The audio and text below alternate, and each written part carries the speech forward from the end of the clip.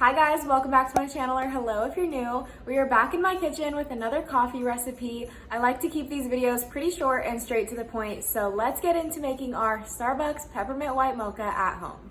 You will need some sort of milk. I'm going to use some heavy whipping cream. You could use half and half, 2%. You could even use almond milk or oat milk, whatever your preference is. You will also need some peppermint syrup. So I am using the Torani sugar-free peppermint syrup. You don't need to use sugar-free. That's just what I'm using. And then I'm also using this white chocolate syrup, also from Torani.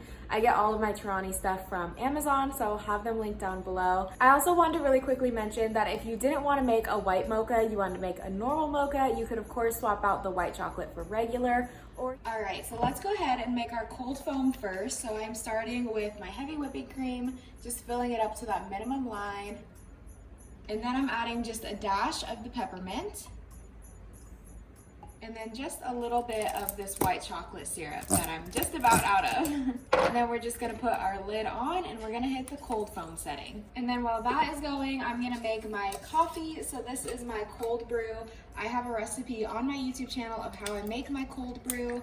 And I am again using my 4 Sigmatic coffee. And I'm gonna do basically the same thing. I'm gonna pour a little bit of peppermint, but we are gonna hold off on the white chocolate for now. All right, so now our milk is done. I'm gonna just pour it right on top. And then the last thing is I'm just gonna sprinkle a little bit of some peppermint in there and some white chocolate.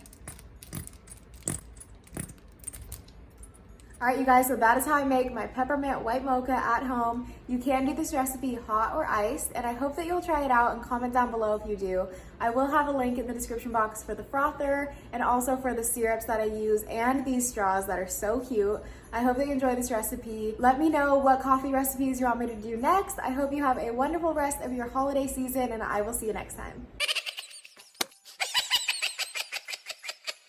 We are going to be making a pumpkin with another coffee recipe. Today's video, we are doing a pumpkin. And then while that's brewing, I'm gonna pour a... Woo. So I hope that you have a wonderful... I think if you do, have a